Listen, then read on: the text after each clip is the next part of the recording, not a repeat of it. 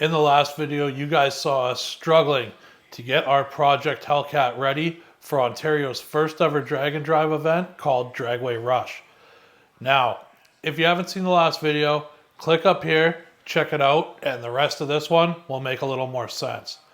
So in the start of that video, you can see what we were gonna do was swap the guts from an 8HP 95 transmission into my 8HP 90.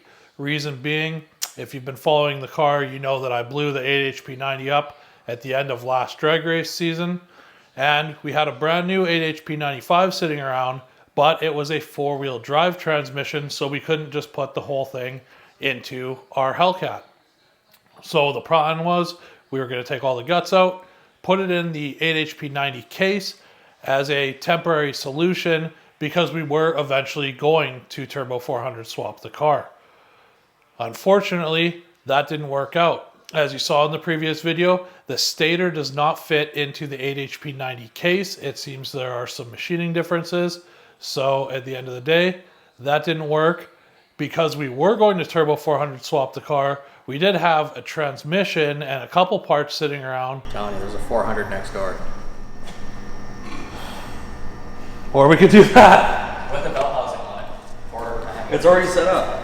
Oh, and look, I bought a cross member. And oh, look, I bought the transmission. I bought everything. But not everything to get it done. So we made the decision, and it wasn't just for effect in that video, that we were going to do the Turbo 400, and we had 10 days to do it. So we had to wait 6 days for parts, got everything in, and we left off where we did in that video. Fast forward from then, during the week, my friends did a lot of work onto the car to get it ready. They swapped in the Hellcrate harness and the Hellcrate PCM that we had to rob from my friend's Demon 170 powered Gen 2 Viper, and buttoned everything up. Drive shaft came, got all that stuff done.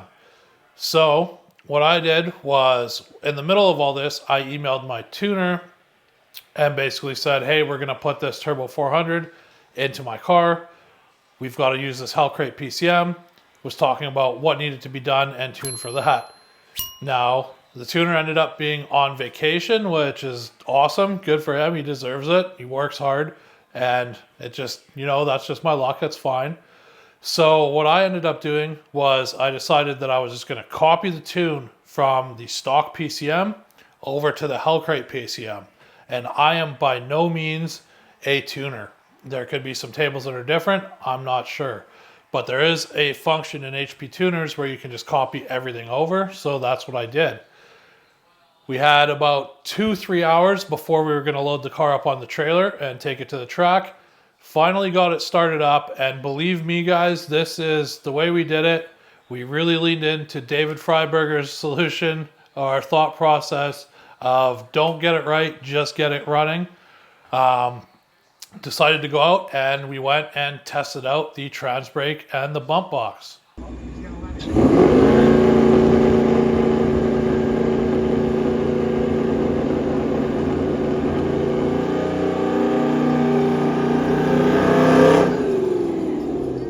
So as you can see in the video, the car did not leave very hard at all. Looking at the logs, the throttle was only opening 17% under full throttle. The bypass valve would completely open, so it wouldn't build any boost. And we took a look at a couple things and basically decided that there was two ways that we could do this.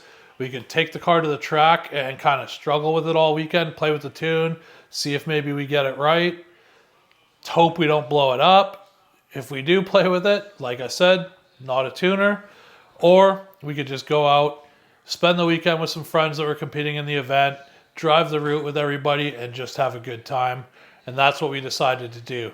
So check out this video here that I made from Ontario's first ever drag and drive, Dragway Rush, and then I'll tell you the future plans for the car.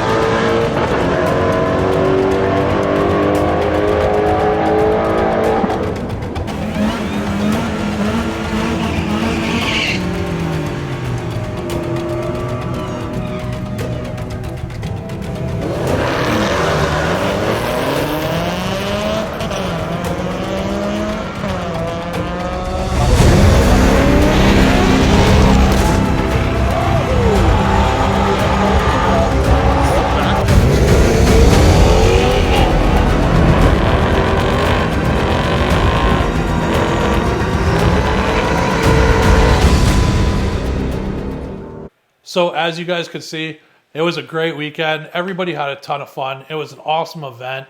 The Dragway Rush guys say that they're planning on doing another one next year. There are a couple other drag and drives that have popped up in Canada too. So me and my buddy Charles, we had a great time. He was supposed to be my co-pilot on the event. He was my co-pilot with me. We took my truck, did the route, hang out with our friends. His wife was racing. Our other friend Kyle was racing his Magnum. And we just really enjoyed ourselves and the community and everything along with it. So what I want to do with the Challenger is we're going to make it a drag and drive car. So we're going to make it be like basically an 850 car. It's still super nice to drive on the street. I'll end up building something else as a race car, dedicated drag car that's faster than that. But I think that's perfectly right where we want to live with the Challenger. We don't have to get too crazy with chassis modifications and put a crazy roll cage in it. Obviously, we do need to put a cage in to go 850s, but nothing like what you have to do to go 849 and faster. So we're going to do that. Now, we figured out why I've been struggling with this car so much too ever since I bought it. If you guys remember, I did buy it as it was somebody else that already modified it. It had a Whipple 4.5 liter on it, etc. And it does seem like I really just bought someone else's problem. The shop that originally built that car just did such shoddy work. We're finding cut harnesses and stuff everywhere. Wires spliced in like shit. So it's no wonder that the car's been giving me so many problems. What we've done is we've ordered an all new body harness. We've ordered a new engine harness. We've ordered a new dash harness. So apparently Big 3 Racing is coming out with a box that makes a Turbo 400 swap essentially plug and play into an 8 HP Charger or Challenger. If you guys don't know, it's a lot more involved electronics wise putting a Turbo 400 into an automatic Charger or Challenger. In a manual, it's almost a plug and play deal, but with the automatic, there's a lot of hoops that you have to jump through. So that said, I think I'm going to try this box out, see how that works. It also gives us the ability to, if any time in the future we wanted to return the car to an 8-speed, we could do that really easily. So stay tuned. We've got a bunch more stuff coming. We've got a plan for the car. Now we don't have to rush. We can do it correctly. Hopefully we're going to get it out this year, but we'll see you guys in the next video.